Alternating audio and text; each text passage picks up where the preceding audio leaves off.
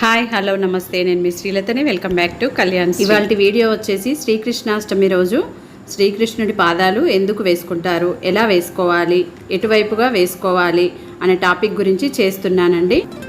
First time కనుక మన ఛానల్ని ఎవరైనా చూస్తున్నట్లయితే తప్పకుండా సబ్స్క్రైబ్ చేసుకోండి. ఇప్పుడు వీడియోలోకి వెళ్ళిపోదాం.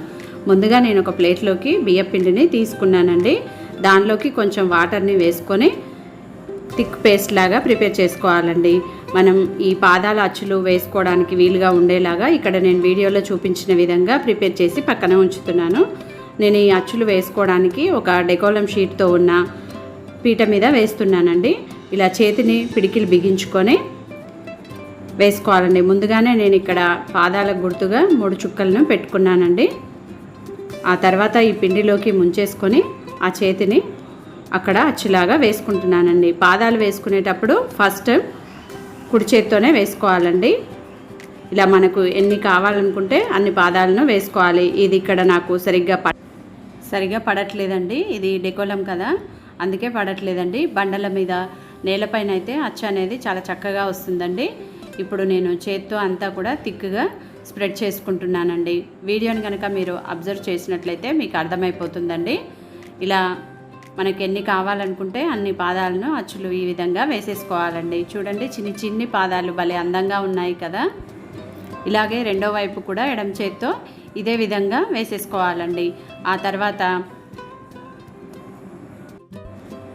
వేళ్ళలాగా ఫస్ట్ వేలుని కొంచెం పెద్దగా వేసుకొని ఆ తర్వాత సైజ్ తగ్గించుకుంటూ వేసేసుకోవడమేనండి. మరి మీరు ఎలా వేస్తారో కింద కామెంట్లో తప్పకుండా చెప్పండి. ఇలా చిన్ని కృష్ణయ్య పాదాలను వేసుకున్నాక పసుపు కుంకుమతో బొట్లు పెట్టుకోవాలండి. అలాగే పూలతో అందంగా డెకరేట్ చేసుకోవాలండి.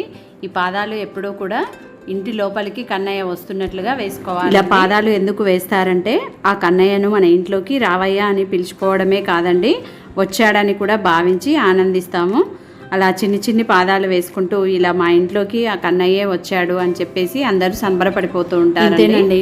మరి మీరు ఏ విధంగా వేసుకుంటారో, ఎలా వేసుకున్నారో నాకు కింద తప్పకుండా కామెంట్ చేయండి.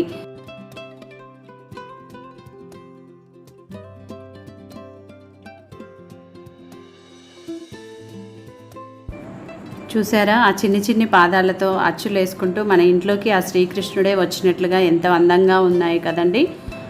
అలాగే ఆ శ్రీకృష్ణుడి ఆశీస్సులు మనందరికీ ఉండాలని మనస్ఫూర్తిగా కోరుకుంటున్నానండి. మరి ఆ శ్రీకృష్ణుడికి ఇష్టమైన ప్రసాదాలు ఏంటో, నేనేం ప్రిపేర్ చేశానో నెక్స్ట్ వీడియోలో మీతో షేర్ చేసుకుంటానండి. మరి మీకు ఈ వీడియో నచ్చిందనే అనుకుంటున్నానండి. నచ్చినట్లయితే తప్పకుండా లైక్ చేయండి, ఫ్రెండ్స్కి రిలేటివ్స్కి షేర్ చేయండి, మన ఛానల్ని సబ్స్క్రైబ్ చేసుకోండి. Thanks for watching. See you next video.